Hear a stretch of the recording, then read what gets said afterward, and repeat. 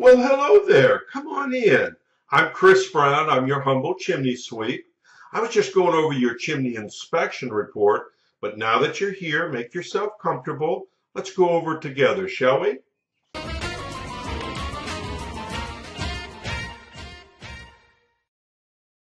Okay, now let's take a look at the inspection report and see how it reads out. This is a generic report. This is exactly what you will get, only your information obviously will be filled into all these blanks. The upper right-hand corner of the report is the legend. Each one of these initials pertain to something.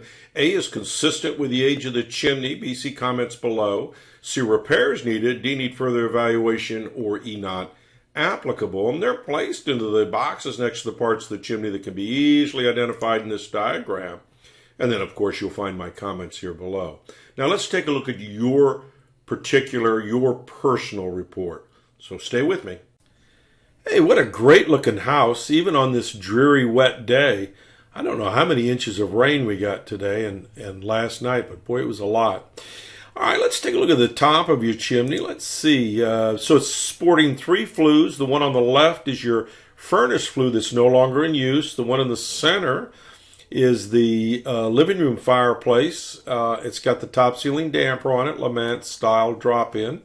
And then the one on the right is the den fireplace with the chimney cap. Hey, you can see that some of the bricks are splaying away here. What happens is moisture gets into the bricks and gets trapped. And when we get our freezing temperatures, the moisture expands and knocks the faces off. That's common with these soft bricks.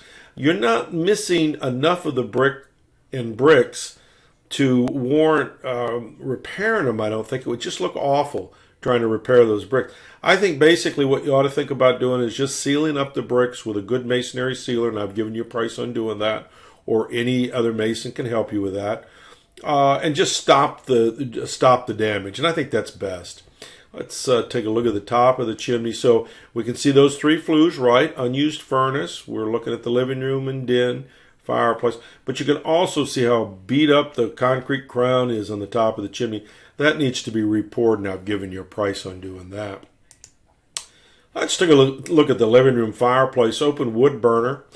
It doesn't have enough clearance here, and I've given you enclosed a copy of the requirements here, but basically what you need here is 12 inches of clearance, and for wood burning or vented gas logs. So with my suggestion, we're going to overcome this little problem here and another problem that you're having. So let's stay with it here, and then we'll come back. Some soft and cracked mortar joints in the firebox area. That's easy peasy to fix, and I've given you a price on doing that. It has a top ceiling damper. You can see that the damper here is in the closed position. Let's take a look at that flue system. That's not it. That's it. All right, so staying with the living room flue system, you can see, let's see. You can see all the gaps in here in these flue joints. These should be butted up tight. There shouldn't be any openings in here. Gases, smoke gets into the walls of the house. No good. And that can be repaired simply by using a slip form that looks just like this. We load it up with refractory cement, and it fills all the cracks and holes. But here's what I'm thinking. I'm thinking, why not we use vent-free gas logs? Vent-free gas logs produce no carbon soot, no carbon monoxide. They're perfectly safe. They're not the same logs that you have in the den, by the way. Those are vented. They do produce carbon monoxide. But what I'm suggesting is vent-free. Vent-free gas logs leave the damper open, which will let the heat out. Whatever gases that are going up the chimney are perfectly harmless. They're just as harmless as a gas range in a kitchen, because that's a vent-free product as well. Blue flame white tip, no carbon soot, no carbon monoxide. That will be your solution for the flue system and the clearance in that room. That will overcome both of those things. So that's going to be my recommendation. You're still going to need the concrete, the top worked on, and you're going to still need the firebox worked on. Those are things, and of course, sealing up the chimney is going to help with that situation. Vented gas logs, on the other hand, then that's what you have in the den. produce carbon soot, carbon monoxide. Damper must remain open 24/7 for your protection. This particular set doesn't have a controller or pilot.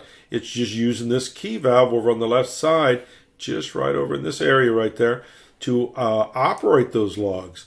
Definitely want to keep that damper open 24/7. That flue system in there, let's see if we can scroll down and see that flue. Did we not enclose it? We did not enclose it. Oh, there we go. Sorry. Looks great. All that mystery there. And so not having a problem with the DIN flue. All right. So you folks have questions for me, give me a call. 704-526-6348. You can email me at chris@affordablesweep.com. I guess I'm a little waterlogged today. My brain is anyway. All right. Thank you. Bye.